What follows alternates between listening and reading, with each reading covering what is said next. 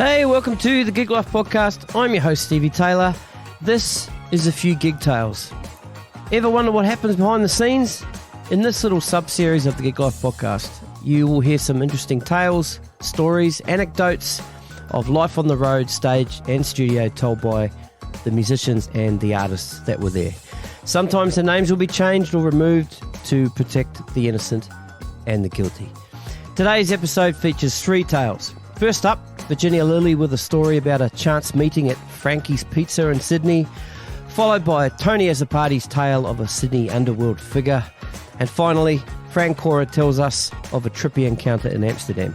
Warning, some of these stories contain adult themes, drug use, and rather bright language, so listener discretion is advised. All right, a few gig tales, episode 2. Here we go.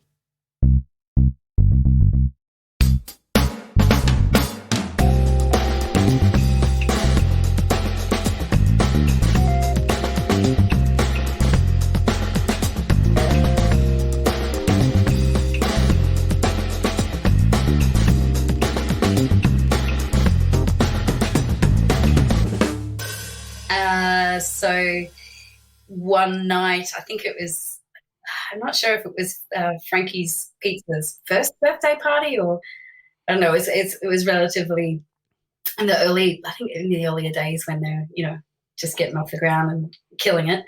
And so I was there, and it was, packed house and bands playing, and it was all going off, and it was a lot of fun. And then I had a friend text me, and she's like, "Oh, are you inside?" And I'm like, yeah, I'm inside. She goes, "Oh, can you come and get me? I'm in the line outside and they won't let me in." And I'm like, "Oh, yeah, no worries. I'll come up and see what I can do." So I go up the stairs, and all of a sudden I just smell this hot, like it just stinks of marijuana. I just got so distracted, and I was just like, "Oh my God." And there's these three black guys, right, a bit further down the road, and they're like, "Hey, how you doing?" I'm like, "Yeah, good. How are you? My God, that smells strong," and rah, rah, rah, rah. And, and they're like, "Here, have some." I'm like, "Okay." So I'm like smoking away on this thing, and this guy's got like this really deep voice, like this really American voice. And I'm like, "Wow, your voice is amazing." I was like, "You should do some voiceover work." And he's like, "Oh, you think so?" And I'm like, "Yeah, you should really do it. Like, your voice would be suited to like, do you know Wolf Creek? Do you know the Australian film Wolf Creek?" He's like, "No, man, no, I don't know that." I'm like, "Oh, man." And I'm rattling off all these films that he could do voiceovers for. And he's like, "Oh, okay."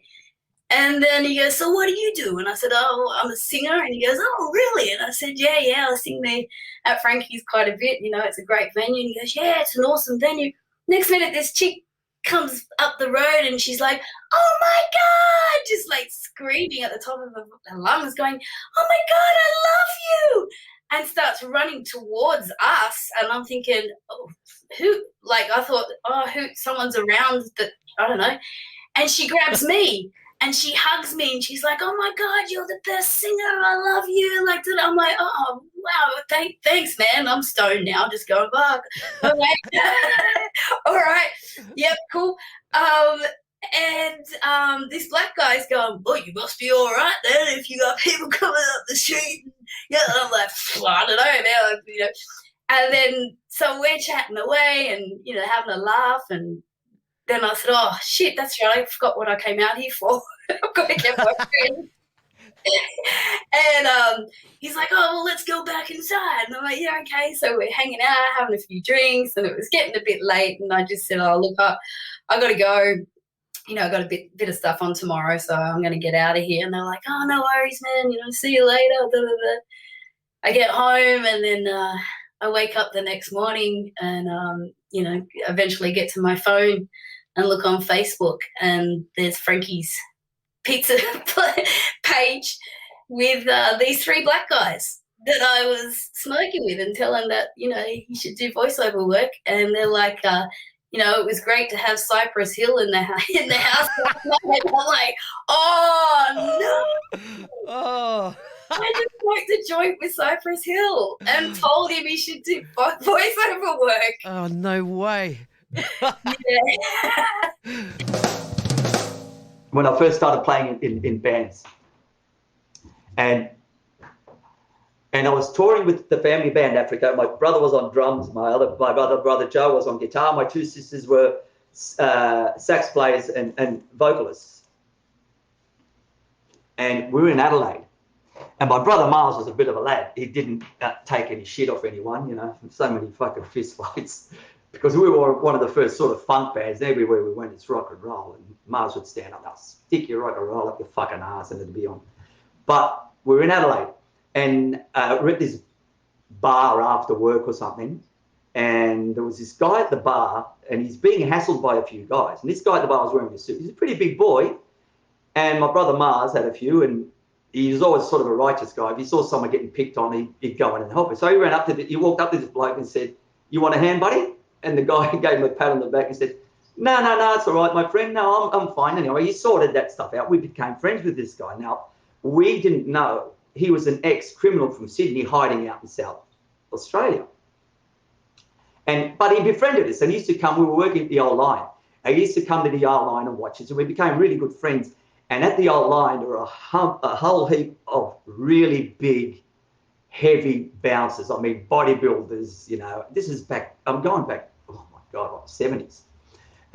But they were just dogs, you know. If you see two little guys having an argument, they'd literally sprint and shoulder charge them. And they were just, and this guy, he fucking hated them with a passion.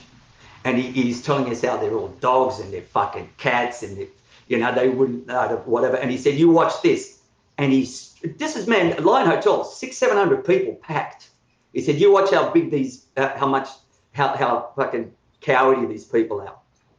So he strips down to his underpants in front of everyone, walks around the whole club, past the bouncers and everything. They don't say a word, and he comes back to us and he said, "See, the dogs." Anyway, we end up going to a party a few nights later where all these bouncers were, and was with us. When I say with us, it was only me and my brother Mars and George, maybe one other person. It wasn't everyone.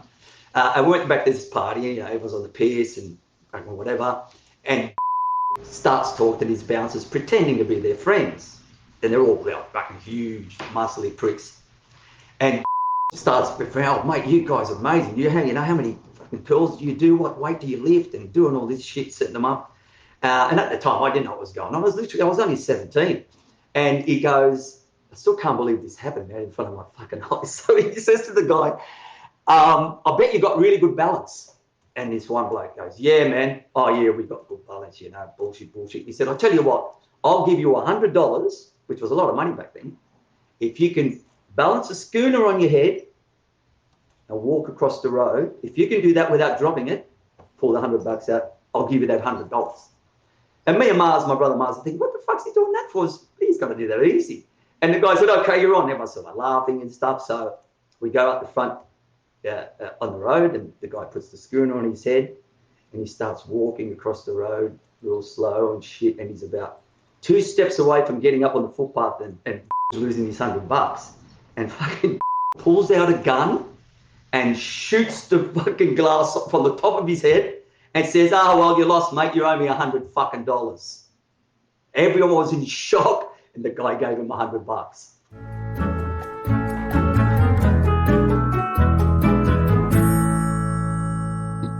Yeah, there's many months ago we toured over and through Europe and through UK, and we got to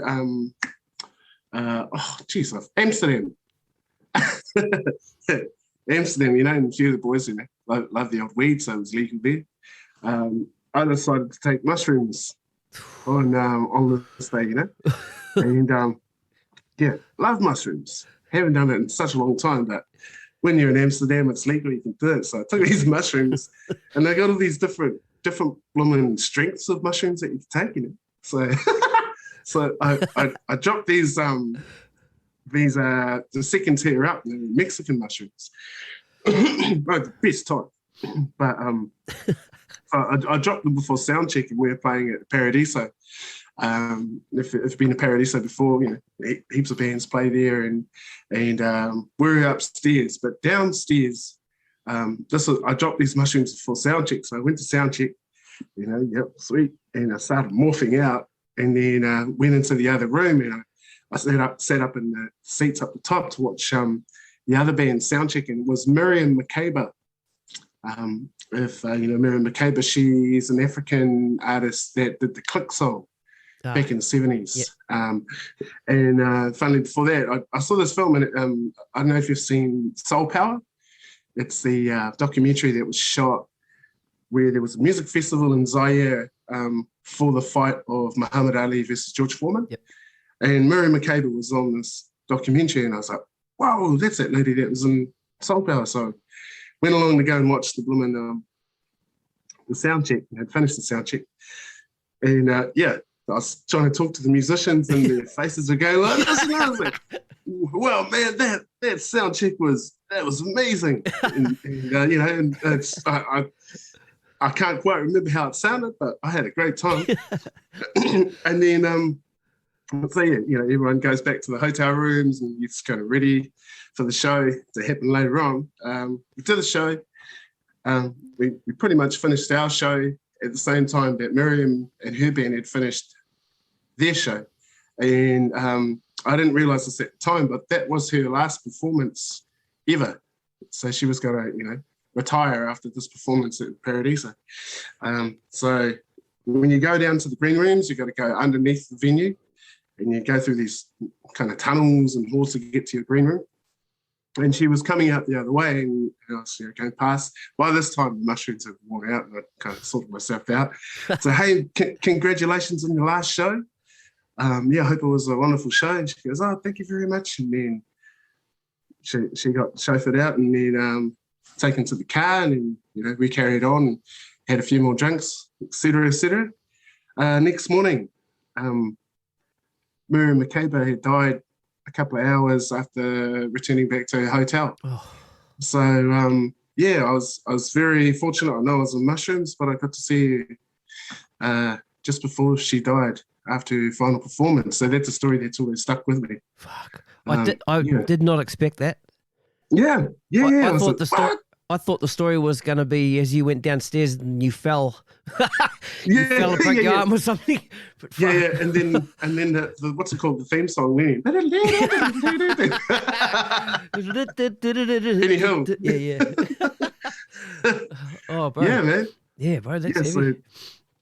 But like it was a beautiful way. That was a beautiful way for her to end her career, as well as like she died peacefully. She just like went back to her hotel. And she died in her sleep, and called it quits and see you later. So that was a cool story, man. I always keep that close to me.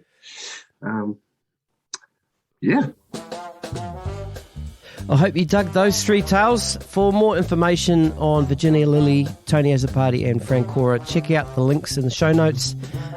Those three have been guests on the Gig Life podcast before, so go back and find those episodes. Stay tuned for A Few Gig Tales episode 3 coming soon.